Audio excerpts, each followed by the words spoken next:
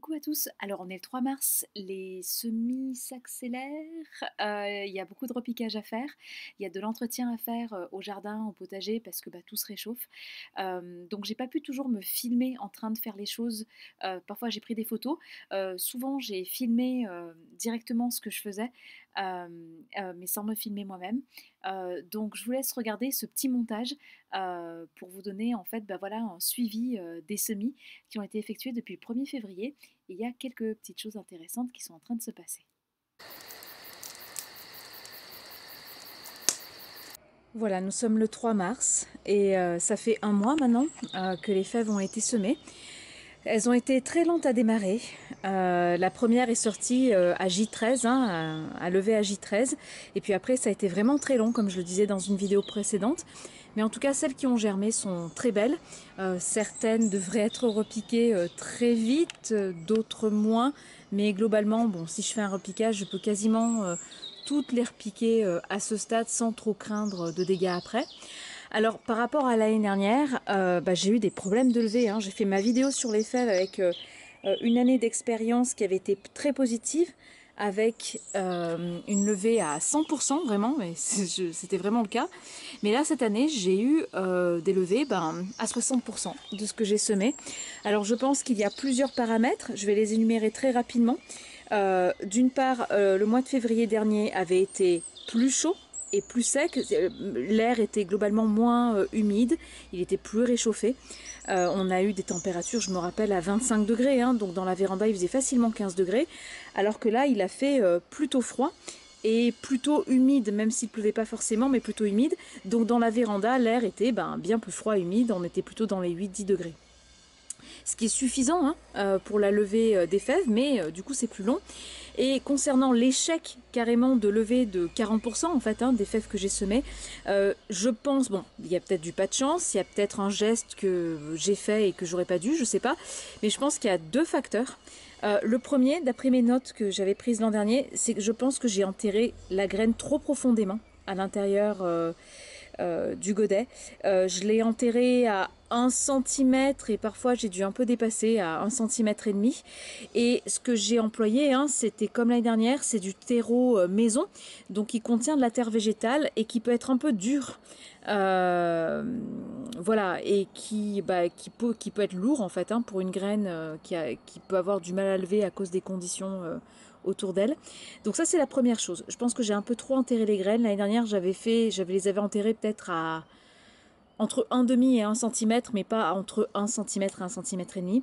Et la deuxième chose, comme pour les aubergines et les poivrons qui avaient été mis en échec, c'est pareil, j'ai parlé de cet échec dans une vidéo précédente, c'est parce que à un moment donné, je me suis absentée 4 jours à un moment critique de la levée de tous mes semis. Et les fèves, j'étais très bête, le terreau n'était pas du tout sec, mais comme j'étais pas là pendant 4 jours et qu'elles allaient rester dans la véranda enfermées, puisqu'on n'allait pas ouvrir la véranda et laisser rentrer le gel, je les ai arrosées. Peut-être trop abondamment. Toujours est-il que je pense que l'eau, c'était trop humide, froid, mal aéré dans la véranda. Et quand j'ai vidé les godets qui n'avaient pas levé, 95% du temps, la graine, excusez-moi, avait carrément pourri. C'est-à-dire que c'était vraiment liquide, tout visqueux. Enfin voilà, c'était pas joli à voir. Donc probablement deux mauvais gestes de ma part, et puis également peut-être un peu de pas de chance, peut-être un peu les conditions météo. Concernant les laitues variété Batavia de Pierre Bénite, là ce sont celles qui ont été semées le 1er février, et ça y est, les premières vraies feuilles sortent. Et ça c'est un truc en tant que débutante que j'ai remarqué, surtout avec les premiers semis que vous faites comme moi début février. Le stade cotylédon avec les laitues, il dure très longtemps. Pendant très longtemps, vous avez ce tout petit bourgeon de feuilles entre les deux cotylédons, et puis au bout d'un moment, ça y est, la feuille sort, se développe, et à partir de là, je trouve ça toujours...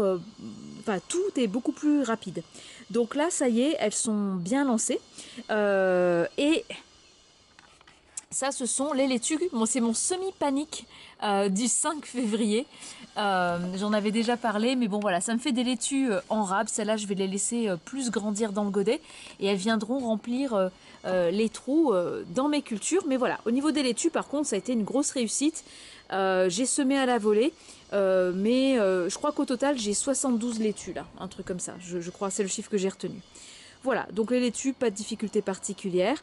Et j'ai repris l'année, comme l'année dernière, avec la laitue Batavia de Pierre Bénite.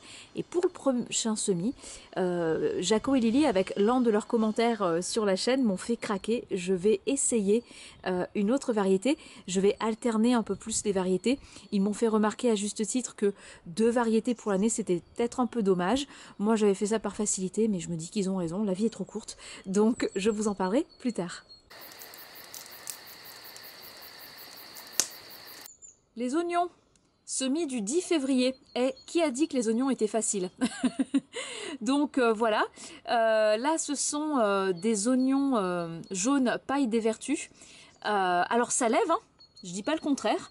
J'ai semé 30 graines, je les ai comptées pour avoir une idée en fait. Hein, comme là cette année, c'est un semis avec peu d'enjeux pour moi.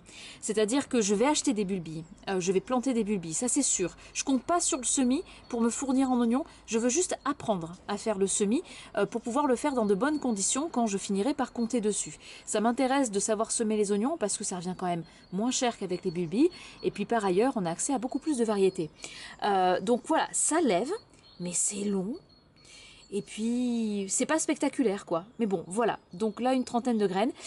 Et là, je pense que les graines ne sont plus bonnes. Hein. Ce sont des graines périmées. Du tout premier sachet que j'avais acheté en arrivant dans la maison, c'est de l'oignon blanc de Barletta. Par ailleurs, je ne vais pas donner la marque, mais ce sont des oignons d'une marque qui est vendue dans ma jardinerie locale. Une marque dont je ne suis pas très contente. Parce que ça m'est arrivé plusieurs fois d'avoir des gros échecs de germination dessus. Alors que sur certains légumes, je suis quasiment sûre de mon coup. Alors, est-ce que ça vient de la marque ou est-ce que ça vient de la jardinerie qui a peut-être mal conservé les sachets? Je ne saurais pas dire, mais enfin par prudence, là petit à petit, hein, je finis mes sachets, mais j'arrête petit à petit d'acheter cette marque. Il y a des légumes sur lesquels j'ai aucun problème, comme les laitues. Il y a des légumes où je n'arrive jamais à obtenir de levée, quoi. Voilà. Donc, d'où ça vient? De mon geste, de la marque, des conditions de conservation dans la jardinerie, là, du fait que c'est périmé, hein, je jette pas la pierre à la marque non plus, voilà, bon. Mais voilà, il m'arrive beaucoup de bricoles avec cette marque et des bricoles qui m'arrivent pas avec d'autres marques. Donc, on verra.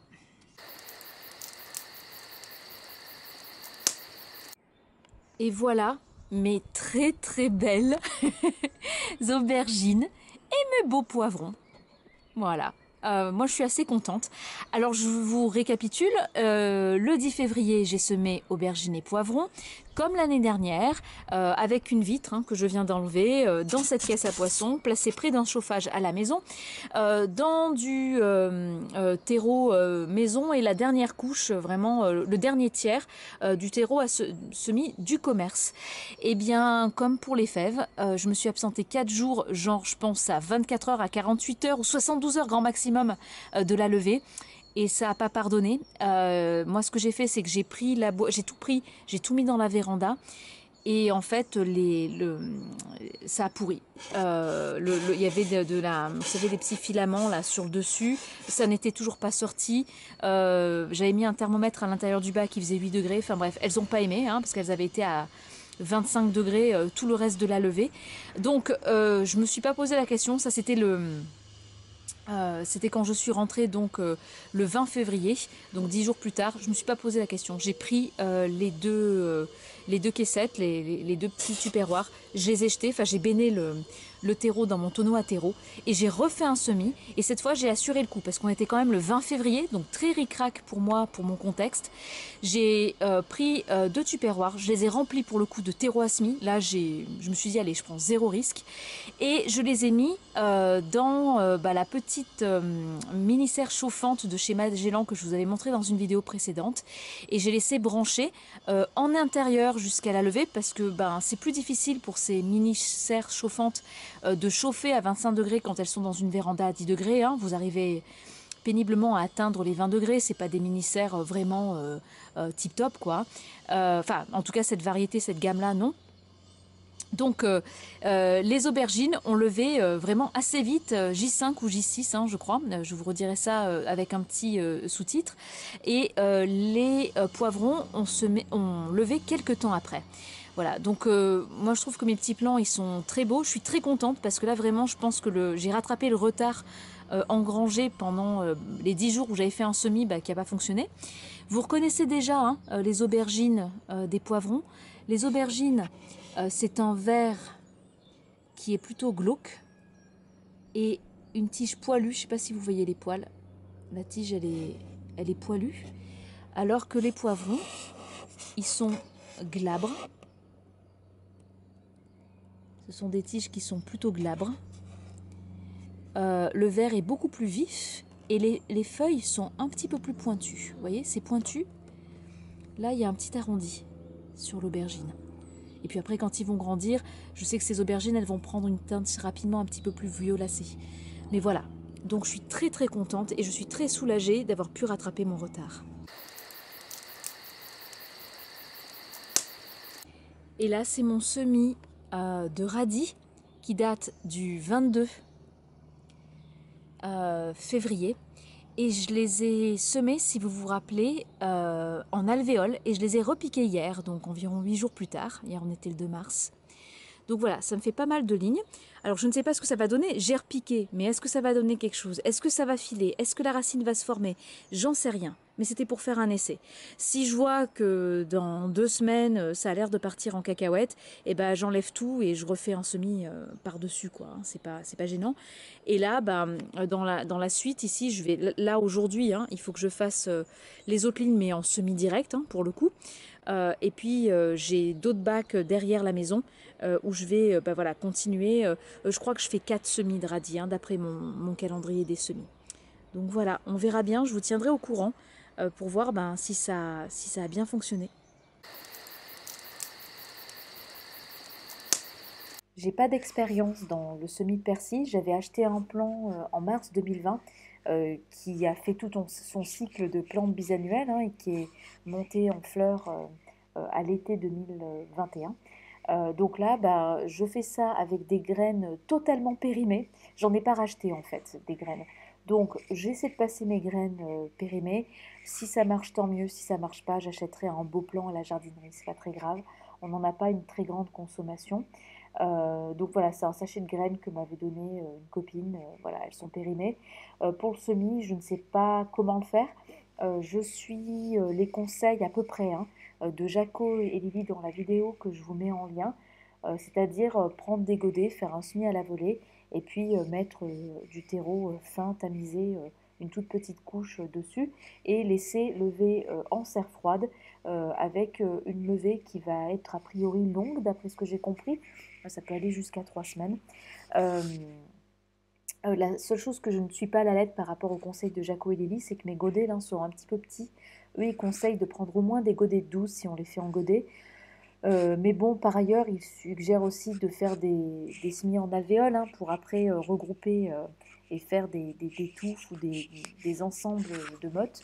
Bon, voilà, moi j'ai pris ce que j'avais. J'ai fait 2 godets de taille moyenne et 2 grands godets qui équivalent à des petits pots. Mais on verra bien ce que ça donne, je vous tiendrai au courant. Mais rien de plus à dire dessus. Pour les fleurs potagères, je vais semer de la bourrache officinale. C'était un vrai coup de cœur cette culture l'année dernière. Et puis également des soucis des jardins, également appelés calendula. Pour les taux de germination, attention, la bourrache, moi sur le paquet il est indiqué 72% de taux de germination. Donc je fais ça dans du terreau maison, hein, pas de terreau particulier comme l'année dernière, dans des godets de taille normale. Et puis pour la bourrache, j'assure mes arrières. Je sème 3 graines par godet et moi je vais me faire 10 godets. L'année dernière, pour information, j'avais fait 7 godets avec 3 graines dans chaque godet et au final je n'avais obtenu que 4 plants. Donc ça n'avait pas été génial. Je ne sais pas pourquoi, si c'était les graines, le terreau, mon geste, la température, j'ai pas assez d'expérience là-dessus. Il n'y a pas beaucoup de vidéos en ligne hein, qui parlent de cette culture. On en parle comme ça, mais on va rarement dédier en fait une vidéo au geste de ce semis. Donc on verra bien. Ne vous laissez pas surprendre. Les plants sont tout petits au début, là par exemple début mai. Mais après, ils partent très vite. Regardez, là c'était fin mai, moins d'un mois plus tard. Donc c'est vraiment très surprenant, mais la plante est absolument spectaculaire et la floraison dure toute la saison. Là, à nouveau, là le plan en avril, puis au mois de mai, puis au mois de juin, juillet. Donc c'est vraiment une floraison absolument spectaculaire. Pour les soucis, et bien voilà, c'est pareil. Bon là c'est une plante qui est peut-être un petit peu moins spectaculaire, mais elle vaut le coup d'être semée. Donc là par contre je sème euh, euh, une graine par godet. Alors au final, je vous dis ça, une graine par godet, mais au final j'en ai semé deux. D'accord. Donc deux graines par godet. Et puis, euh, et puis je laisse, pareil que la bourrage, en serre froide. L'année dernière, j'avais eu un taux de germination tout à fait honorable puisque j'ai fait une graine par godet l'année dernière dans 7 godets et j'ai eu 6 plants, il me semble. Donc c'était très très bien. Je vous mets en lien une vidéo de Maud du Jardin d'Alekil qui m'avait bien aidée pour faire mon choix parmi toutes les plantes compagnes et fleurs potagères.